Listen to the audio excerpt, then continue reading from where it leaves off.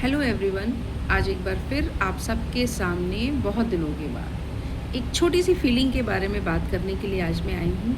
जो है उदासी।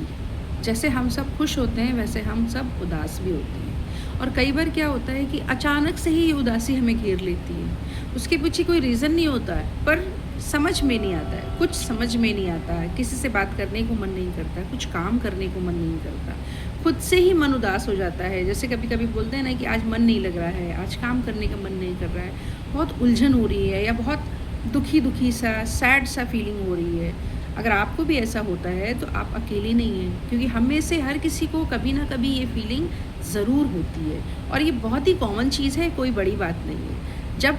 ऐसी चीज़ें बहुत बार होती हैं या ये उदासी कुछ समय के लिए होती है, बहुत बार हो रही है लेकिन कुछ समय के लिए, उसके बाद आप नेचुरली जैसे आप उदास हुए थे, जैसे आप अकेलापन फ़ील कर रहे थे, वैसे ही आप ठीक हो जाते हैं। कुछ देर के बाद अपने आप दिमाग संतुलित हो जाता है, मन अच्छा हो जाता है, आप कहीं खाने-पीने निकल जाते हैं, किसी फ्रेंड से बात कर लेते हैं या अपनी मन मर्ज़ी का कोई भी काम कर लेते हैं और आप खुश हो जाते हैं। तो वो फीलिंग ख़त्म हो जाती है। लेकिन जब ये फीलिंग बहुत देर तक आपके साथ रहे या आपके मन में रहे, आपके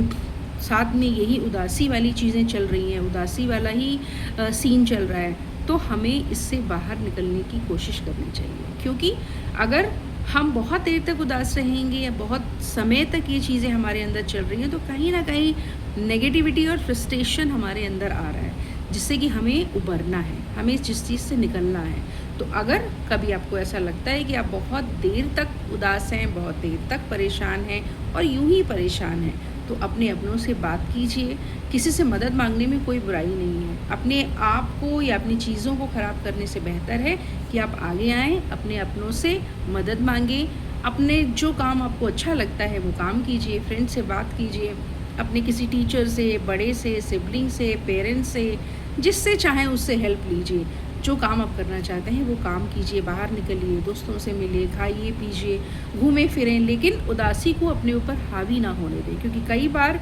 यही उदासी बहुत बड़ी मुसीबत का कारण बन जाती है और इसमें हम नहीं समझ पाते कि हम क्या कर रहे हैं और कुछ गलत हम अपने साथ कर लेते हैं।